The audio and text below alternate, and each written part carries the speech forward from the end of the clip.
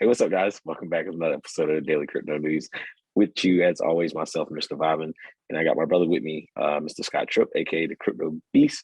As you guys know, we like to get together, go through some of the crypto news articles, kind of bring them to you guys as limelight and see what you guys think about the information that we're giving you. As you guys know, I'm one of the admins over here at BigONE, as well as Asia Podcast. And before we get started today, I'll let Scott tell you a little bit about himself, and then we'll get right into the news. Yeah, for sure. Excited to be here. Yeah, ready to do the news again today. New day, midweek kind of. So it's not quite expected. I guess I'm not where I expected to be quite yet this week when it comes to cryptocurrency and pricing, but let's see what happens in the next week and what plays out. Yeah, man, it's been a little bit choppy, man. I've been seeing a lot of mixed emotions, and we say that every day now. I feel like it, and it's been like a little bit more and a little bit more every day. I think for people who haven't got into crypto yet, this is an amazing time to get in. When you see so much talk about it, I think that while you have these low prices, you're gonna have people talk about crypto taking losses. You're gonna hear other people talk about making money, and it's a great time to be educating yourself and just jumping in. It's the first time you tune in with us. Hopefully, you guys can get a little bit of information that make you come back and listen to some of the things that we talk about to kind of help you understand a little bit more about crypto. But to jump into my first article today, we're actually gonna go right over to Crypto Ninjas, and the headline reads, Gravity Bridge now powers cross-chain transfers for Cosmos and Ethereum ecosystem. So recently, the community of the Cosmos blockchain ecosystem disclosed the deployment of the Cosmos Gravity Bridge, which will empower all IBC, which is inter-blockchain communication between Cosmos SDK-based chains to receive the EVM based, and it allows Cosmos-based tokens to be represented in all the popular Ethereum wallets and automated the AMM, the automated market makers. So this is going to be something really cool because Cosmo is a layer two, solution, decentralized type of bridge, and this is going to make it easy for Ethereum people to on ramp to Ethereum in easier ways, and they're going to be able to do this in a really good manner. Their solutions are pretty fast on Cosmos, and they're in their likes to compete with like excuse me, a Polkadot. And what they said here was this opens up a lot of opportunities for cross-chain operations and cross-chain development, where you can do things on the Ethereum that aren't otherwise possible. You can chain a bridge to Ethereum with a bridge over IBC, giving you access not only to the Ethereum ecosystem from a Cosmos-based chain, but also the entire Cosmos ecosystem from an Ethereum or EVM-based chain. So that was coming from the co-founder, Justin Kilpatrick, which is the co-founder and lead developer of Gravity Bridge. So this is going to be pretty cool. I love these solutions that can bridge these different ecosystems together, and see Cosmos gets bridged to Ethereum.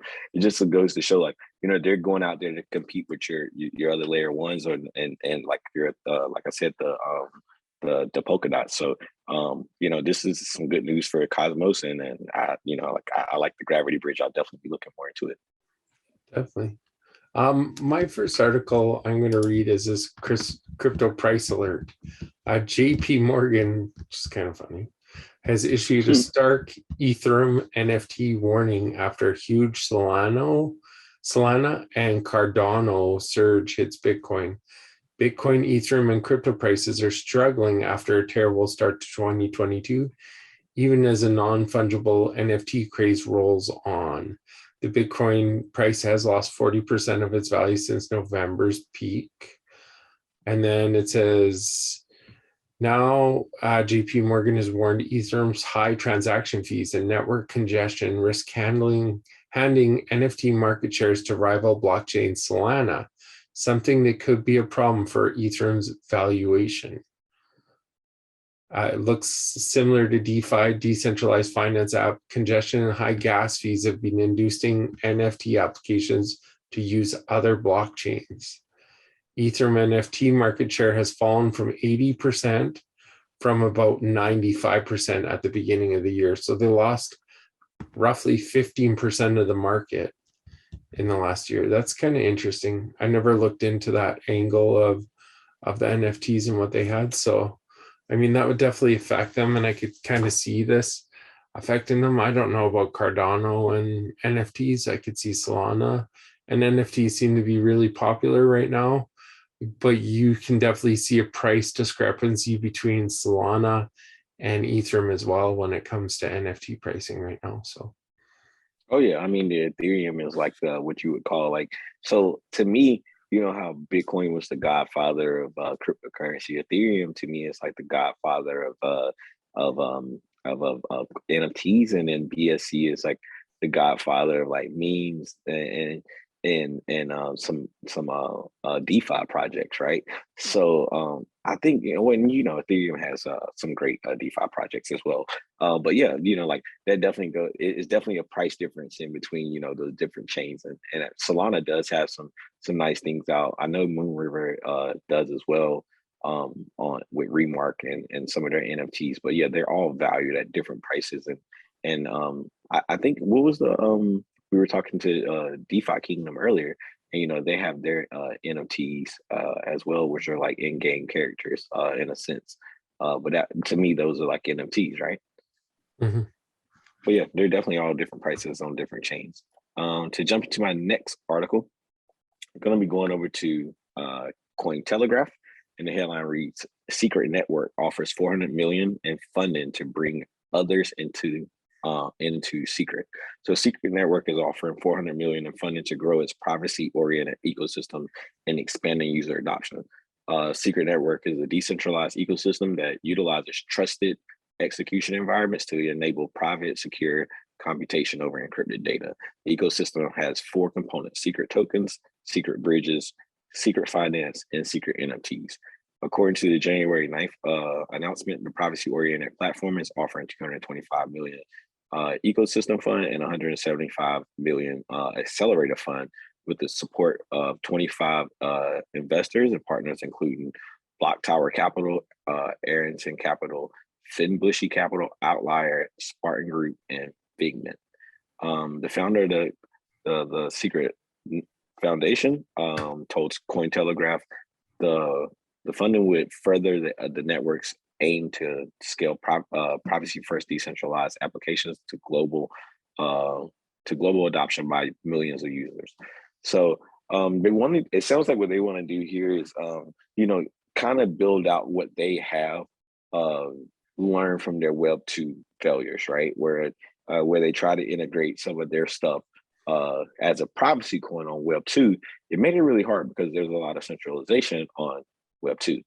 So it sounds like with this fund, what they're trying to do, Scott, is go ahead and put this kind of plant the seed for Web 3 and say, hey, look, Web 3 is going to be more decentralized. People may want to transact in a more private type of setting.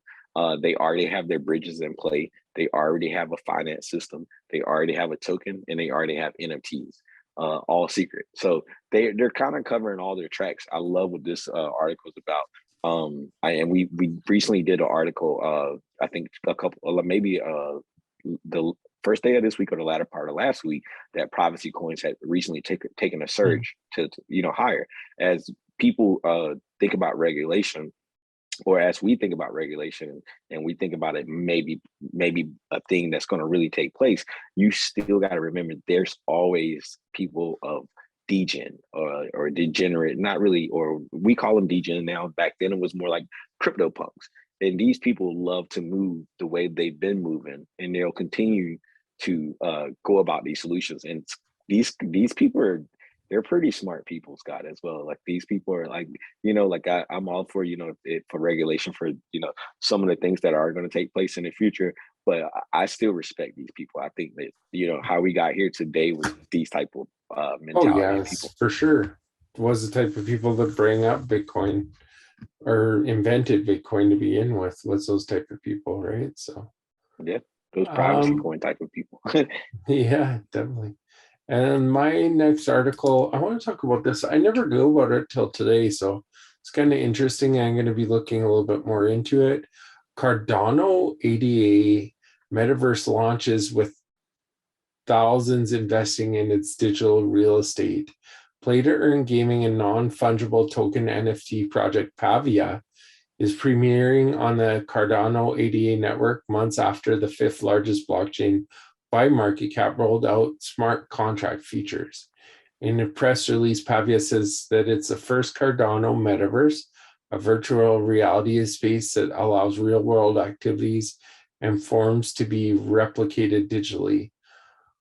And then it says the Metaverse project says that it had approximately 100,000 NFT land parcels and 60% have been sold out. Pavia says that 29,000 land parcels were sold during the first phase and 31,000 land parcels during the second phase of the virtual land sales. And so it's kind of interesting. They sold already 60 of them. The Pavia land parcels are currently selling for as low as 750 ADA, approximately $1,110, and as high as 850,000 ADA, about 1.26 million on the Cardano NFT marketplace CNFT. ADA is trading at $1.48 at the time of this writing. That's interesting, though. Yeah, I was just recently looking through some of my watch list on CoinGecko and the ADA ecosystem, and seeing some the things on as we've seen ADA kind of surge. Not as much right now because they're currently even taking on a little bit more of a deal. But in that last 2 weeks where we've seen like things start to surge a little bit, you notice that the ecosystem around ADA kind of rose, where you see ADA go up maybe 10% of the day. It was things in the ecosystem going up 44% in the day. So to hear about these, I probably would assume that these NFTs have something to be associated with these projects. The ADA ecosystem isn't that big, so if these things are onboarding people and people are loving them and building a community, I think ADA definitely has one of those diamond hand communities, and they support ADA, and I respect that. No, I agree with you. There is a very diehard community of them. There's no question. Yeah, for sure. I know that for sure. All right, so this article is also going to be coming from Cointelegraph, which is my last article. And it's going to be coming from your neck of the woods, Scott, actually. It's a Canadian restaurant chain reports earnings of 300% gains on BTC investment to weather pandemic. So we are working, we keep a working capital for 3 to 6 months in cash, and then the rest all goes to Bitcoin, says the co-owner, Ali Hammond. Excuse me. More than a year after Canada-based Middle Eastern restaurant chain converted its fiat cash into Bitcoin, the owner reported the move helped save the business during the pandemic. So when the Tahini's restaurant owner, Ali and Omar Haman, and their cousin Ahmad decided to convert the company's savings into Bitcoin in August of 2020 because it offered a much better alternative to saving cash. The price of the crypto asset has roughly $12,000 reported in the initial investment. We made a move with a corporate balance sheet on Bitcoin standard back in 2020, and since then we're up more than 300% of our initial investment. So the Bitcoin price rose to we know it went to 67,000 in November, and then dropped down to 41,000. Despite the company's sale dropping 80% in a week at the start of the pandemic, Hamam said that the crypto investment how allowed them to expand 3 locations to 9 locations at a time when most of the industry was facing financial difficulties, and it planned to increase that number up to 25 by the end of the year. So this is one of those stories that's really good to hear, where you see somebody like in a time right now, everybody's talking about Bitcoin price for the moment, right? And here's somebody that got into it last August and used their capital from their profit from a restaurant and been able to 3x that money within a little bit more than a year's time, right? And now they taking that money and putting it into assets that they know how to build up, right? To be able to bring it back to crypto. So they're taking their profit out and they're opening more restaurants. And now they're going to take the profit from those restaurants, put it back into a better appreciating asset than fiat, and then do the same thing. And this is really cool. I like what they're doing. Smart couple, shout out to that couple. And they're based out of Ontario.